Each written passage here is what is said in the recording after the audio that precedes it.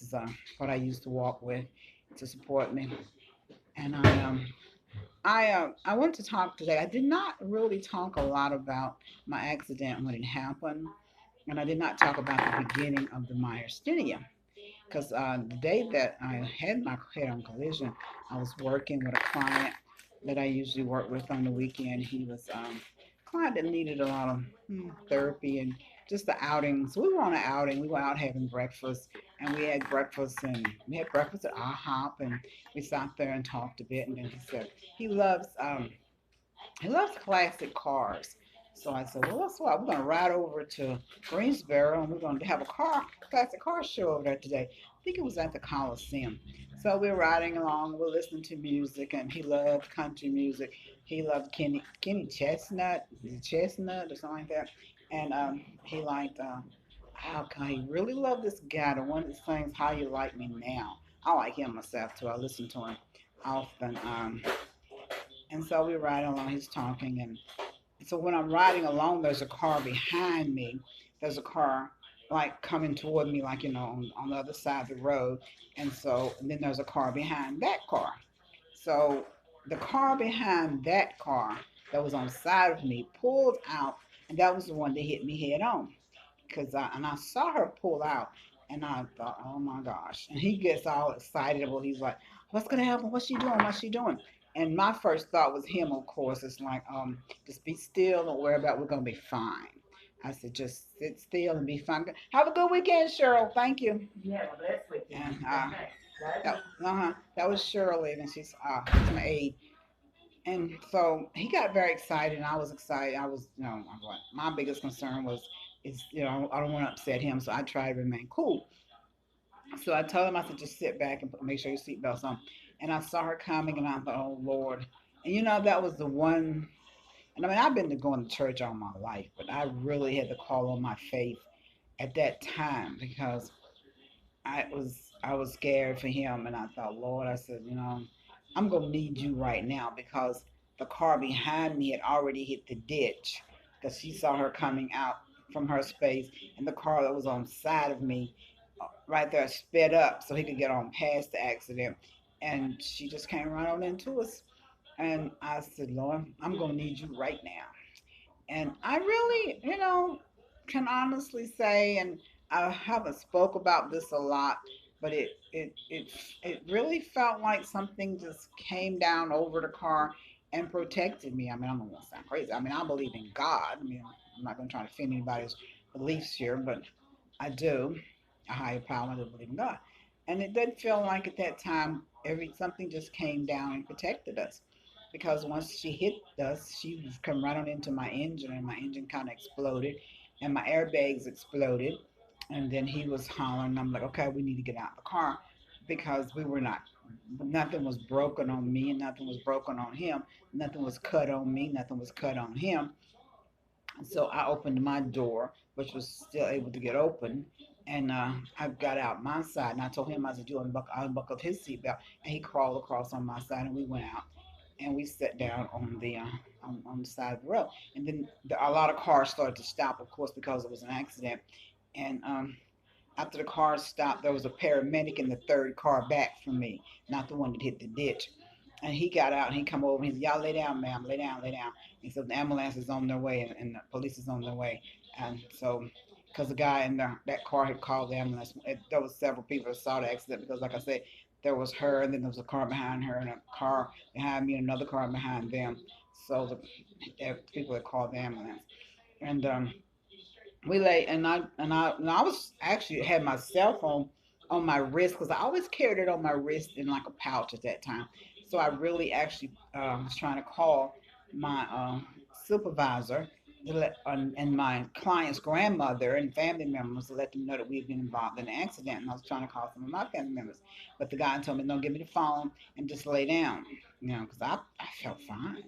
I didn't get injured in any way. I didn't get cut. The airbag exploded, of course. I was just mainly concerned about my client. And then a paramedic came over and he says, I'm a paramedic, ma'am. He says, he hurting anywhere? I says, at this moment, I'm not. I mean, I was just glad to get out of the car.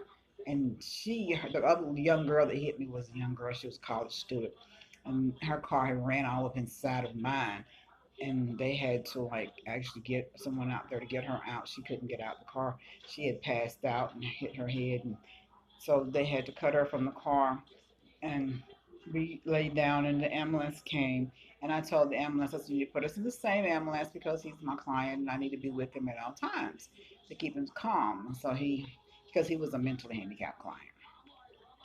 And so we did. They took us to the hospital. They took us to the hospital in the ambulance, and wow, they took us in there, and I was taken to X-rays. I was taken to do an MRI on me. They did all the regular tests. The weirdest thing that I recognized right away, I couldn't breathe. I kept fighting, struggling for my breath, and I thought, what's going on, And I was like, because I was fine that morning. I was breathing fine, and I couldn't breathe. I was just struggling to get my breath. And I kept telling, they wanted me to lay down for the X-rays and for the MRI, and I kept telling them I can't lay down flat because when I lay down flat, I feel like I'm suffocating. And she said, "Well, you got to lay down for these X-rays, ma'am." And so I tried, but nobody was listening when I was saying like I can't breathe, I can't breathe. It really alarmed me that I could not breathe. And I remember my neurologist telling me about the myasthenia. That will be the one thing that will kill you. Now I remember that later. He told me not that night. That would be because I didn't even know I had myasthenia at the time. I just knew I'd been in a car accident, and that recalled back to me after. I thought, okay, so that was probably the onset of my myasthenia was that very accident when that happened because that's the time that I remember in my mind had going through the problem of not being able to breathe. So they gave me some oxygen, and then the state trooper came in to see me, and he said that the girl was high on drugs and had been out all night partying and drinking, and she was trying to get home because she is a college student. I guess that she had been out on Saturday morning, so she'd been out partying, I guess, whatever. And he said, he says, I'm a man. Because he came in, he was like expecting to see me like cut up, beat up, bruised up, or something. And I was looking just like I'm looking now at you. So about 50 pounds lighter. And he said, he says, you're so blessed to be alive. He said, because I had never seen anybody live through a head-on collision where a car goes all up inside of a car and knocks the engine out like that, and they survive. He says, and it's outside.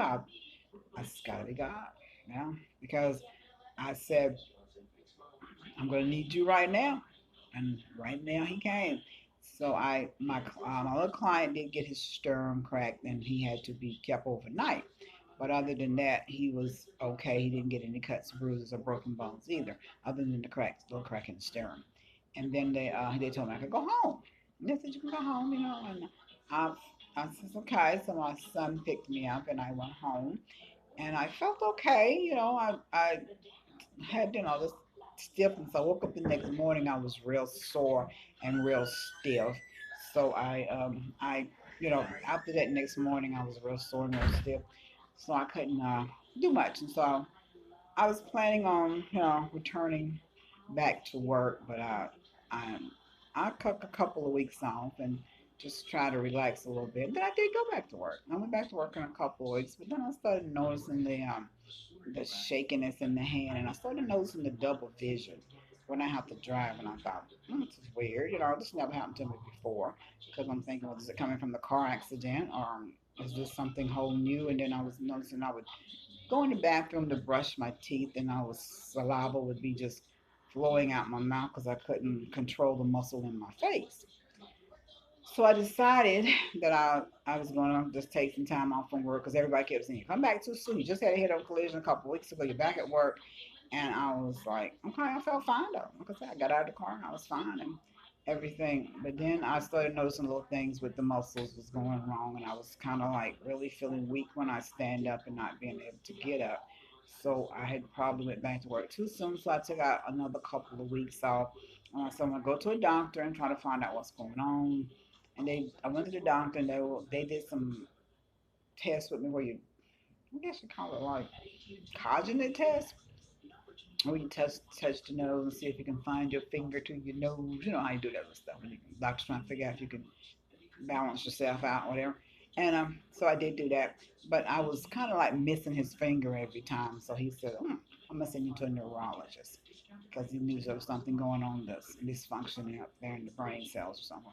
So he did send me to a neurologist, and I went to see the neurologist, and I took some tests and he took some blood work and he said, "Well, I'll call you in a couple of weeks." And he did some more tests on me. And then after he did those tests, he did call me back in a couple of weeks. But during the course of the couple of weeks that he was calling me to call me back in and waiting on the test results, I was getting more and more symptoms of the myasthenia. I was getting the weakness in the legs, and I was getting the double vision had gotten horrible, and then I could not see. Everything was like 4 or 5 in the house, and I was go and try to do something. My hands were shaking real bad, and couldn't lift stuff over a couple of pounds. I was seeing a lot of stuff going on, and I was going to the doctor. So I called the doctor back after he sent me to the neurologist, and I told him, I said, my symptoms are getting worse. And he said, well, what did the neurologist say? And I said, well, he hadn't finished his test. He said, well, just wait on him, because we can. I wasn't in any pain though. There was no pain. There was just, this weirdness about my life had changed. I was still driving a bit. I was still going out and driving, and I was still walking. My walking hadn't gotten hampered yet. I was still walking around. I was still able to do what I needed to do walking. And so the doctor did call me. I did go in for my appointment, and he told me I had myasthenia gravis, which I had no idea what it was because I'd never heard of it, and I didn't know. And he didn't give me a lot. I do say that my doctor didn't give me a lot of information. He just said, "Oh, you got myasthenia gravis. You're gonna put you on some pills, and you're gonna be fine. You can go back to work. You're gonna be all right." And I was like, "Okay, that's great. Give me the pills." So he put me on steroids. He put me on prednisone, 60 milligrams a day, and then he put me on the Imuran, and he put me on the Mestone. And I was like, he put me on a low dose, but I noticed I was still not getting, he was like, well, you can go back to work. And I was like, well, this is not happening. I would still be able to not sit up. It's getting worse instead of getting better.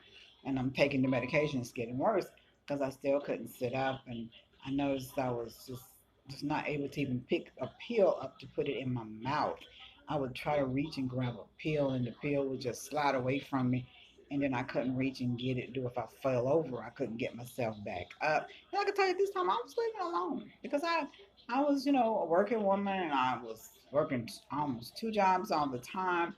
And I just was busy. I had a busy active life. I was working. I was out at the track. I was doing Special Olympics and all kind of things with the disabled kids, and just constantly very very busy and taking classes and things. So this was just like a whole cultural like shock for me that I was, and I would be there in the apartment, and I hadn't actually told my family, and not actually told my family yet about the disease, because I had my brother that lived with me. He lived with me. He would come in and live with me, but he was like kind of in and out, kind of living with me. And then he had got sick during the time I also had this accident. He got sick with his kidneys, and he had to be put on dialysis, and the doctor told him, excuse me, that he would probably have to have a heart surgery because he had a weak heart. So I was, upset about him being sick and dealing with my accident, and then this disease, because myasthenia is just like, it's so overwhelming when it comes. It's like you gotta stop and take care of it. You can't. Some things you go like, well, I'm gonna take care of my blood pressure next week. This you got, it's gonna be heard. It's not something you can ignore. So I after that, and like I say, my brother got sick, and then he had to go and have a heart surgery, and but he died. He died while he was down there having heart surgery. He had to go down to Chapel Hill and have heart surgery, and he died. And that was a shock to me, and because he was there with me, then I had no one there with me at all, and no one coming in to check on me or anything like that. I mean, I had a family, but they were all busy, and I really didn't divulge, a lot to my family about the conditions, but I did finally call my children because they had knew about the head-on collision anyway, and they had come to see. My son came and brought me home, and I told them I have myasthenia gravis. They did not know what it was. They did not understand what it was. I didn't really know a lot about it. I never heard of it. I never knew anyone with it. I did not know how to proceed forward with it. It was like I got up on Saturday morning, went to lunch with my client, went to brunch with my client, and it's like something hit that car, and when it hit that car, it threw me into a tailwind, and I went right on into another dimension. This is not my life anymore. It's a whole new life, but it's good. You know, you learn to adjust. And so after I saw the doctor, he gave me medication. Excuse me, my nose always itches or something when I'm on this camera. I do apologize. And he gave me the medication, but I kept falling down when I would try to stand up, and I couldn't cook anything or I couldn't get up. So I did have, like I told you, I had an angel named Ann, my cousin. She came in and she came by to see me. I really had not been close to Ann till this happened. It's almost as like I told you when I said the prayer, like God, I'm gonna need you right now. It's like he kind of like intervened into my whole life because he said Ann, because I didn't even know. I mean, I knew Ann was my cousin, but we were not like close cousins. I had not seen her in years. And she came by. She said, I just came by. I heard you had a hit on collision. I talked to your sister at the Walmart. And she said, I just came by to check on you. And at that time, I was sitting there and I don't know, I had made my mind up that I wasn't going to get depressed about this because I did not know how to handle this, but I wasn't going to get depressed. But I know the medication wasn't making me as strong as it could. The prednisone that I was taking so much of was only making me hungry. And every delivery service in town knew my name and my telephone number. And I was eating like crazy food that was totally unhealthy for me because I couldn't cook and I had to get food. So she came in and she picked up some food and she bought it for me. And I actually could not even take a bath because the bathtub that I had in my old apartment before I moved here, when I first got diagnosed with myasthenia, it was a real deep garden tub, and I could not step over in that tub and take a shower because I would lose my balance and I'd be in the tub forever and trying to call someone and get me out. But I had started to wear my phone on my wrist at all times and keep it charged, my cell phone, because I wanted to in case I needed to have an emergency. And I used it a lot because I had a lot of emergencies, as you will hear about. Because I'm going to go ahead on and do some videos on the beginning of the disease and the things I went through. I know I've taught some about the disease and my having it and my coping with it, but I feel like this is really actually therapeutic for me too, to actually just go through this for once and all, I guess, and put it behind me. Like I said, Ann came in and she was so alarmed because I was there in my. Actually, this time I didn't even really have a wheelchair. So to get into my bathroom, I had this roller chair that you have at your computer. I would roll around the apartment in it, and it was very hard to do because it's carpet apartment. And the chair would, I'd have to I'd scoot into the bathroom. I had a small bathroom over there because it was just a regular sized apartment, and I'd scoot over to the sink to brush my teeth, and I just felt bad, and the medication made me feel bad, so I really didn't do much as far as going in there, and I roll it into the kitchen to get me a sandwich or something, and I would have my food. My cousin, when she came by, she says, I'm going to go shopping and pick you up some stuff that you can get access to. And so you want to order so much food because I was ordering everything from takeout. I mean, I had like leftovers and I had a microwave. I could roll up there and just stand up long enough to do the microwave and sit back down. And so went out and got me some sandwich type food. And she told me that she's, I'll come by and check on you and I'll pick you up some vegetable food from the cafeteria and bring it to you. So she would do that. And she came by. And then one night I fell and I had to call the paramedics to come and take me to the hospital because I couldn't get up. And when I fell, when I was on the floor, I haven't been on the floor in probably, oh my God, 2 years or more. And when I fall on the floor, I can't get right up. At that time, my muscles, and I don't know that I can now. I may do a video of me getting up off the floor because, to be honest with you, I don't know that I can get up off the floor now. I haven't been down on the floor. I would think I would be able to roll over on my knees and pull up on my sofa now, but I'm not even sure. I will do a video and see. But I couldn't get up, and they would have to come out and give me oxygen treatments and get me up off the floor and back on the couch and do my blood pressure, make sure everything was okay, and secure the house for me. They weren't obligated to do that, but they did.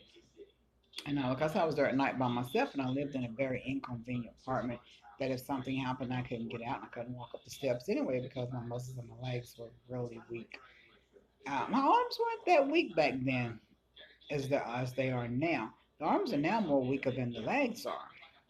But I did go out and in the car with Ann one day. She took me out, but I didn't like going, like I said, in the car.